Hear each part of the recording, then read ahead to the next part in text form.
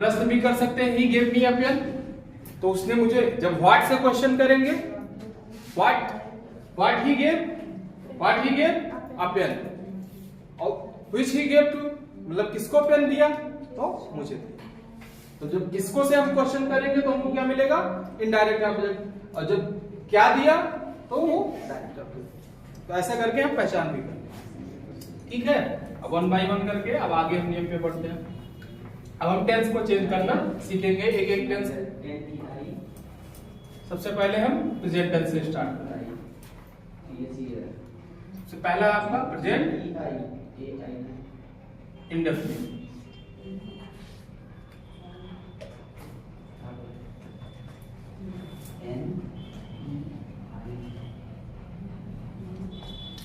Present indefinite tense का structure तो सबको पता है। हम एक सेंटेंस लिख देते हैं, ये पॉजिटिव सेंटेंस है एक्टिव में, जैसे he cooks the food, he cooks the, वो खाना पकाता है, he cooks the food। हमने स्ट्रक्चर देखा प्रेजेंट इंडेफिनिट में। इसका हम एक निगेटिव सेंटेंस लिख देते हैं, he does not cook the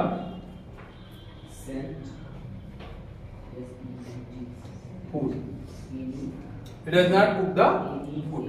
इसका हम एक इंटरोगेटिव सेंटेंस लिख देते हैं, does he cook the,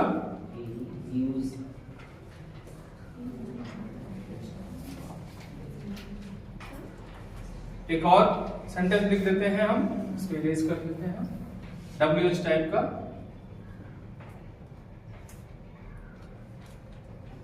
why does he cook the,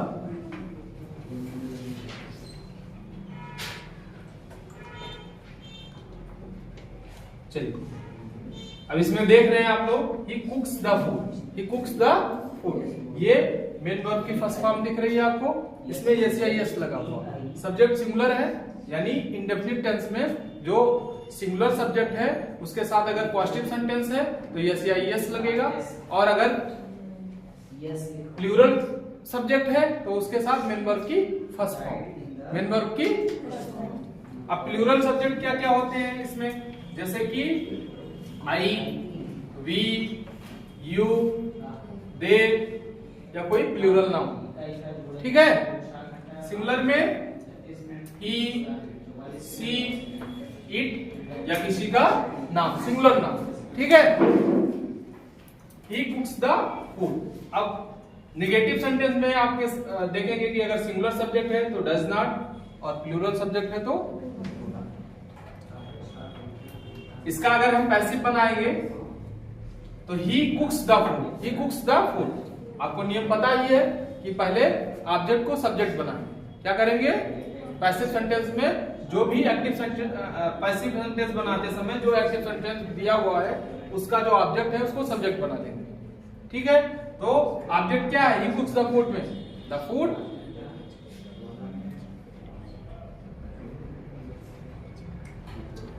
उसके बाद चूंकि प्रेजेंट डेफिनिट है, प्रेजेंट डेफिनिट को जब हम पैसिव फॉर्म में कन्वर्ट करते हैं तो क्या आ जाता है स्ट्रक्चर, इज, एंड, आर, और आपको पता है कि हमेशा वर्ब की थर्ड फॉर्म का यूज होता है, उसके बाद बाई का यूज करते हैं, और फिर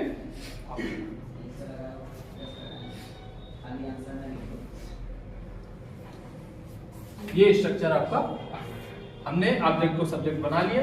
उसके बाद में चूंकि ये सिंगुलर सब्जेक्ट है तो इसके साथ क्या लग जाएगा, is, the food, is, cook का थर्ड फॉर्म होता है cooked, by,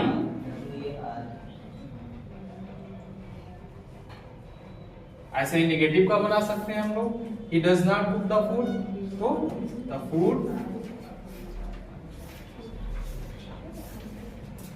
is not cooked by,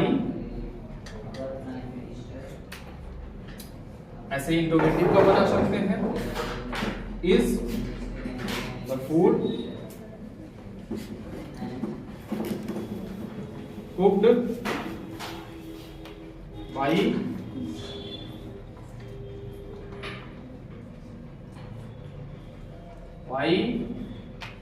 is the food cooked by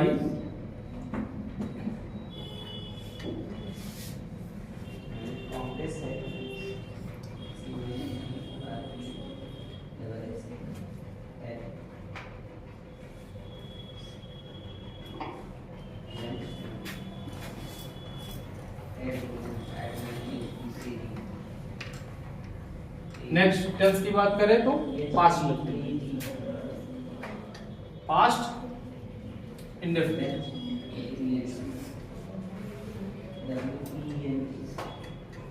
past indefinite में आप लोगों को पता ही है कि एकमात्र ऐसा टेंस है जिसमें वर्ब की सेकंड फॉर्म का यूज होता है। क्या होता है? वर्ब की सेकंड फॉर्म का यूज होता है।